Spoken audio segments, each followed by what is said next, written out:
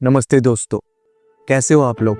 उम्मीद करता हूँ अब सभी लोग का प्रिपरेशन ज़बरदस्त चल रही है। My name is the, IPS PO selected bank of Maharashtra and IPS clerk selected central bank of India in first attempt. और मैं ये वीडियो में डिस्कस करने वाला हूँ 6 कॉमन मिस्टेक्स जो अगर आप अवॉइड करते हो तो आप भी अपने IPS सिलेक्शन फर्स्ट अटेम्प्ट में ले सकते हो, या तो दिस ईयर आपका सिलेक्शन पक्का। So, welcome to a new episode of Deep Vlogs.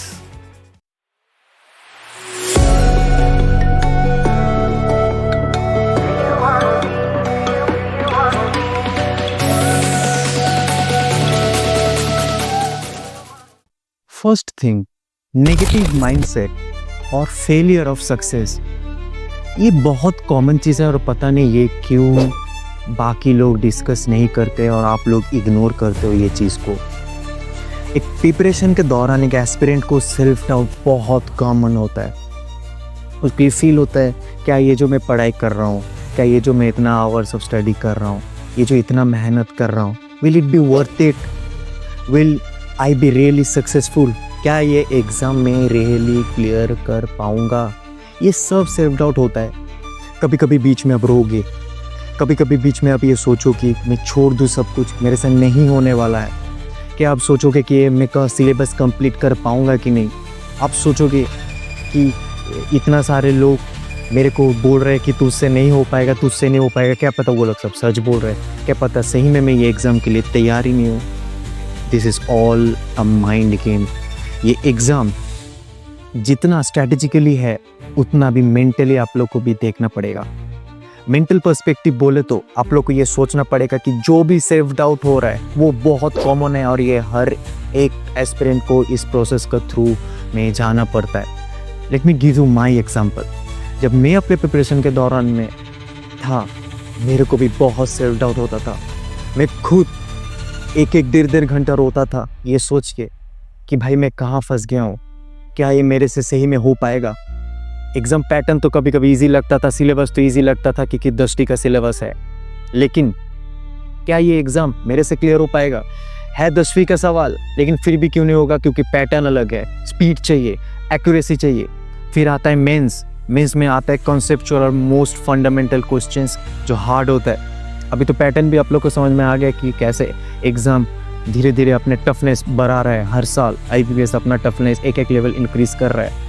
ऊपर से ये नॉर्मलाइजेशन का चक्कर, तो ये self doubt, fear of success बहुत कॉमन है। और आपको यही सोचना है कि ये आप अकेले नहीं हो जो इस प्रोसेस के थ्रू जा रहे हो, हर बच्चा जा रहा है। और यही फेलियर ऑफ सक्सेस और नेगेटिव मेंटालिटी जो सोच के भी कंट्रोल कर लेता है, जो परसिवरेंस लाता है खुद के अंदर कि नहीं भाई मेरे से हो पाएगा, वही बंदा सिलेक्शन लाता है। Now this brings to my second point, comparing yourself with others. कि भाई वो तो भाई 30 सेकंड में कर दे रहा है ये सवाल, भाई वो तो 15 सेकंड में सिंप्लीफिकेशन कर दे रहा है, भाई 5 सेकंड में 10 सेकंड में क्वाड्रेटिक का सवाल का ऑप्शंस निकाल दे रहा है। भाई मैं क्यों नहीं कर पा रहा हूँ। ये करना बंद करो। हर बच्चे का अलग मेंटालिटी होता है, हर बच्चा यूनिक होता है, हर बच्चे का सब्जेक्ट का फोर्टे अलग होता है। क्या पता उसका क्वांट स्ट्रांग है तो रीजनिंग वीक है, रीजनिंग तुम्हारा स्ट्रांग है। क्या पता रीजनिंग तुम्हारा स्ट्रांग है, इंग्लिश वीक है, इंग्लिश दूसरों का स्ट्रांग है। तो कंपेयर करना बंद करो, खुद पे फोकस करो। डोंट फोकस ऑन अदर्स कि वो कैसे कर रहा है, उसका जल्दी हो रहा है। अरे भाई मैंने ऐसे बहुत बच्चे देखा है कि बहुत टैलेंटेड है, सब कुछ आता है उसको, फिर भी 2 3 साल से प्रिपेयर कर रहे हैं, अभी तक एग्जाम नहीं निकला। क्यों? क्योंकि हर एक बच्चे यूनिक होता है। ठीक है, दूसरों पे फोकस करना बंद करो। नाउ द थर्ड पॉइंट, और ये मिस्टेक इतना कॉमन मिस्टेक है, पता नहीं हर बच्चे कैसे करते हैं। मैक्सिमम बच्चे ये मिस्टेक करते हैं कि बेसिक्स को इग्नोर कर देते हैं। कोई सवाल को वो बस ये देखते कि कैसे सॉल्व कर रहे हैं। वो कोई लेक्चर देख लिया, देख रहे कि सर कैसे सवाल सॉल्व कर रहे हैं, बस वही वो अगर शॉर्टकट लगा लिया सर ने, वो एक फॉर्मूला देख लिया तो बस वही दिमाग में घुसा लिया कि ये फॉर्मूला से होगा। नहीं भाई नहीं, तुम कैसे से ज़्यादा पे फोकस करो कि क्यों वैसे सॉल्व हो रहा है। जब क्यों का जवाब मिल जाएगा, कैसे का भी जवाब मिल जाएगा आपको। हमेशा बेसिक्स पे ध्यान दो, क्योंकि अगर तुम फॉर्मूला या शॉर्टकट से प्रीलिम्स निकाल भी लेते हो, मेंस कैसे निकालोगे? मेंस पे फंडामेंटल्स और बेसिक्स के अलावा कभी तुम क्लियर नहीं कर सकते, क्योंकि मेंस का सवाल फॉर्मूला बेस्ड नहीं आता है, वो कॉम्प्लेक्सिटी बढ़ाता है, क्योंकि वो बेसिक से सवाल पूछता है, बेसिक से सवाल को घुमाता है। वो सवाल का बेसिक्स ऐसा सेट करेगा कि जिस बंदे का बेसिक स्ट्रांग नहीं है, जिस बंदे का फंडामेंटल्स ही स्ट्रांग नहीं है, वो बंदे ये एग्जाम क्लियर ही नहीं कर सकता। वो बंदे प्रीलिम्स तो कर लेगा क्लियर, लेकिन मेंस में जाके अटक जाएगा। तो फॉर्मूला या शॉर्टकट से ज्यादा बेसिक्स पे ध्यान दो, फंडामेंटल्स पे ध्यान दो, और देखो ये सवाल ऐसे क्यों सॉल्व किया जा रहा है, तभी प्रीलिम्स के साथ साथ मेंस भी आप क्लियर कर पाओगे। मैंने ऐसे बहुत बच्चे देखता हूँ, प्रीलिम्स कर लेता है और मेंस में जाके अटक जा रहा है। हर साल से प्रीलिम्स प्रीलिम्स प्रीलिम्स। अरे भाई, ये पूरा एग्जाम प्रीलिम्स का है क्या? भाई प्रीलिम्स है, मेंस है, IBPS PO देखोगे तो इंटरव्यू भी है, IPS क्लर्क देखोगे तो मेंस है, उसके बाद आपका सिलेक्शन है। तो जिस एग्जाम में आप पी और मेंस देख के सिलेक्शन ले सकते हो, आप प्रीलिम्स देख के खेल रहे हो, सिर्फ प्रीलिम्स खेल रहे हो। ये क्या हुआ? इसलिए ये सबसे बहुत कॉमन मिस्टेक है जो हर बच्चे 99% बच्चा ये करता है कि फंडामेंटल्स और बेसिक पे ही ध्यान नहीं देता है। और यही मिस्टेक अगर आप सुधार दे तो मैं कह रहा हूँ आप 99% बच्चे से आगे निकल जाओगे, और ये साल आपका सिलेक्शन गारंटी। चौथा, फोर्थ कॉमन मिस्टेक मैं कहना चाहूंगा कि भाई बंदे सिर्फ अपने स्ट्रॉन्ग सब्जेक्ट पे ही फोकस करते हैं। हाँ भाई, मेरा क्वांट स्ट्रॉन्ग है, ये भाई दिन रात क्वांट करूंगा, क्यों? क्वांट मेरा स्ट्रॉन्ग है। भाई लड़की लोग के लिए तो मैक्सिमम लड़की लोग को भी मैं लड़की लोग को स्पेशली देखा हूँ, बहुत रीजनिंग स्ट्रॉन्ग होता है। हाँ भाई, मेरा रीजनिंग स्ट्रॉन्ग है, मैं रीजनिंग करूँगा। क्वांट वीक है तो छोड़ देता हूँ। किसी स्टूडेंट को देखता हूँ कि इंग्लिश वीक रहता है, ठीक है इंग्लिश बाद में देखेंगे, क्वांट और रीजनिंग करेंगे। अरे भाई, ये 2 सब्जेक्ट के एग्जाम थोड़ी है। हाँ, क्या लगता है क्वांट और रीजनिंग से प्रीलिम्स निकाल लोगे? और इंग्लिश 3 सब्जेक्ट क्यों लगता है आपको? क्यों दिया है? हाँ, किताब बकता क्योंकि आप लोग 2-1 सब्जेक्ट पढ़ के निकाल लो।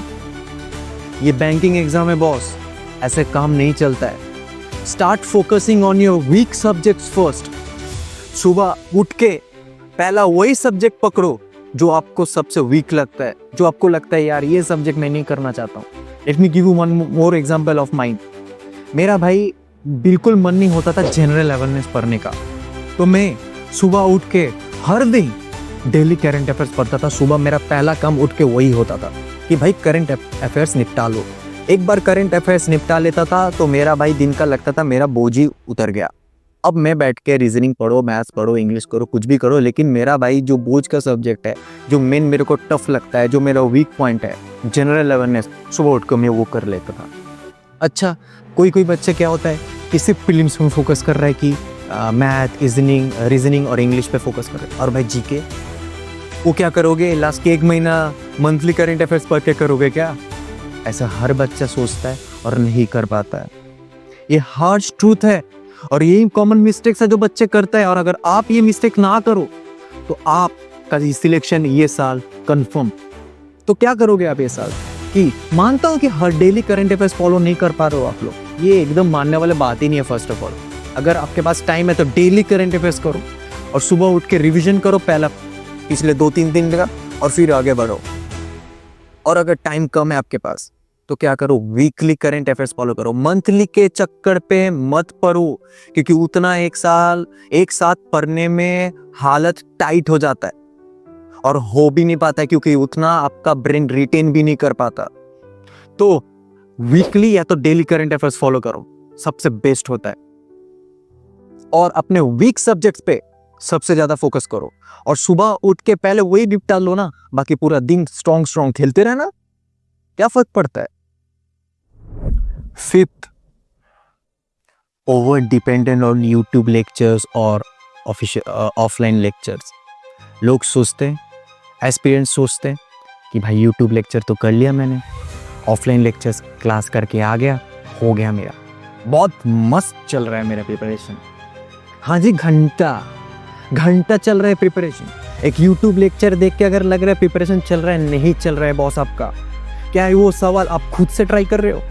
क्या वो सवाल आप खुद एक एक दो दो तीन तीन मेथड से सॉल्व करके देख रहे हो कि सेम आंसर आ रहा है कि नहीं।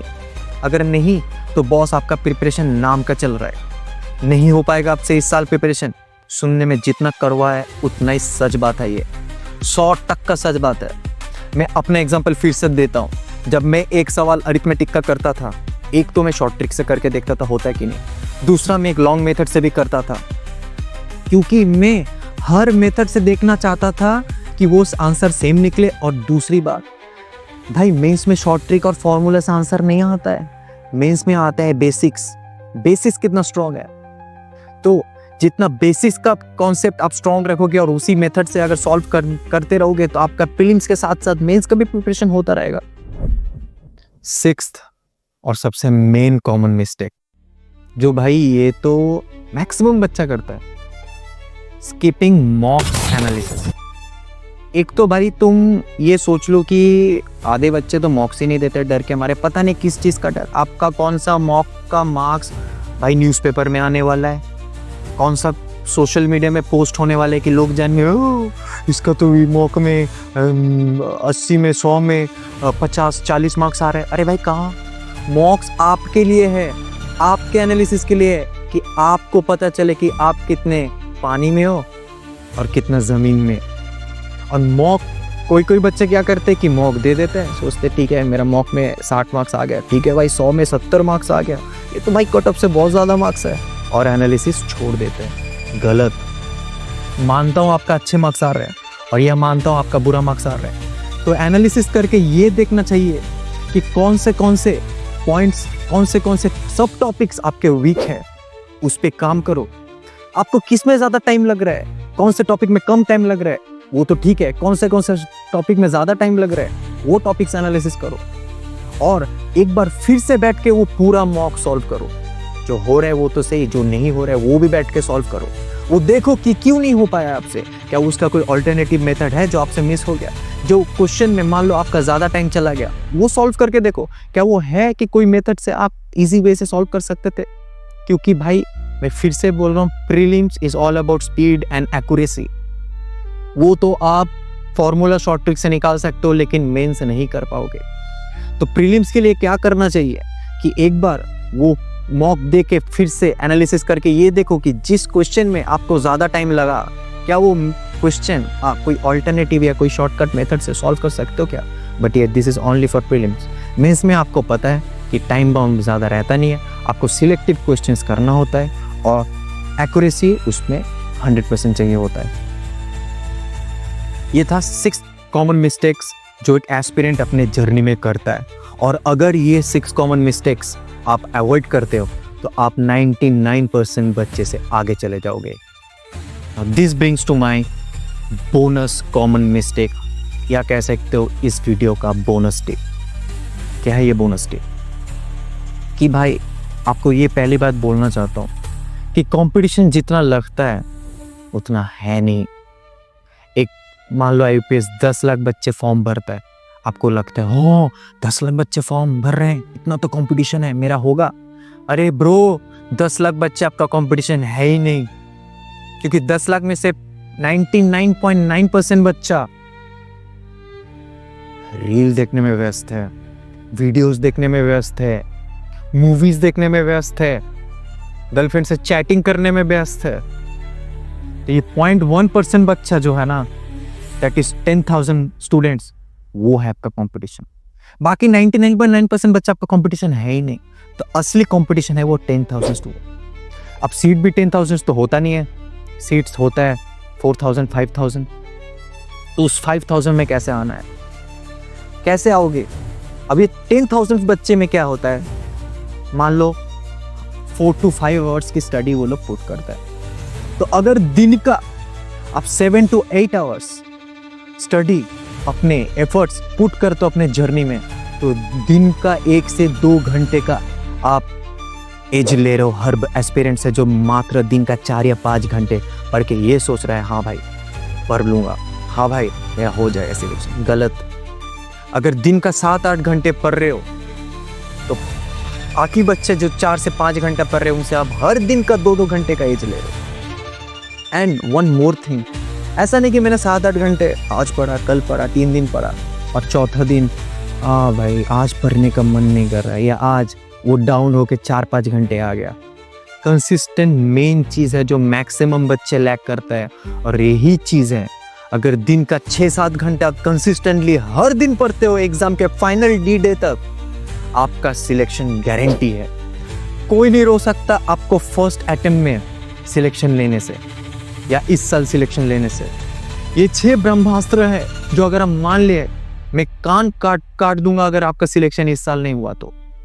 इसी के साथ मैं ये कहना चाहता हूं कि अगर आपको भी एक रोड मैप चाहिए, एक डिटेल स्ट्रेटेजी चाहिए, जैसे मैंने अपने फर्स्ट अटेम्प्ट में IBPS PO and IBPS clerk clear किया है, अगर आपको भी करना है उसके लिए अगर डिटेल स्ट्रेटेजी एक रोड मैप चाहिए तो comment down below road map. अगर एक भी कमेंट रोड मैप का आता है तो I will bring a detailed strategy and road map for IBPS PO and IBPS clerk to get selection this year. इसी के साथ इस वीडियो को यहीं पे एंड करते हैं।